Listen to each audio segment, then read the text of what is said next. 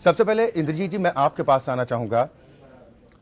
नोटबंदी के बाद पहले तो ये कहा जा रहा था कि लोगों को ज्यादा परेशान नहीं होने दिया जाएगा, सरकार तेजी से कदम बढ़ा रही है, लेकिन नतीजा अब तक तो कम से कम कहा जा सकता है कि सिफर ही रहा है।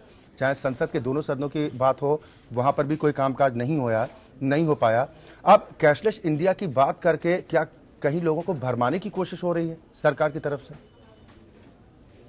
इंद्रजीत जी, जब किसी कोई आर्थिक स्थिति किसी देश की अगर 90 या 95% कैश की हो, उसको एकदम कैशलेस बनाना तो मूर्खपन है।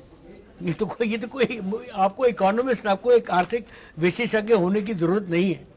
और डिजिटल इंडिया की तरफ बढ़ना ठीक है, ये एक राजीव गांधी की भी मान्यता थी कि हम कंप्यूटर एज में आएंगे, धीरे धीरे आएंगे, पर किसी ने कोई कंप्यूटर किसी गरीब के घर में ठोसा नहीं था जहाँ पर बिजली नहीं थी।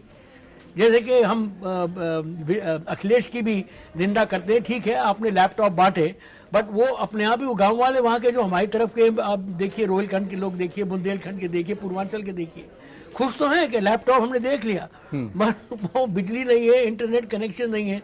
और जो ये डिजिटल इंडिया की जो बात कर रहे हैं, जो अमोद कांत ने जिसकी बात की थी, तो ये कैश अवार्ड्स दे रहे हैं, इस पे हंस रहे हैं लोग। क्योंकि आप कस्बों में जाइए, गांवों में जाइए, वहाँ पर कहाँ, वहाँ पर कनेक्टिविटी नहीं है।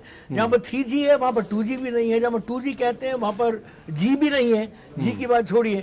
तो एकदम ही कैशलेस बनाना तो असंभव है, ये मोदी जी भी जानते हैं और जितने भी उनके स्पिन डॉक्टर्स हैं ये सब जानते हैं।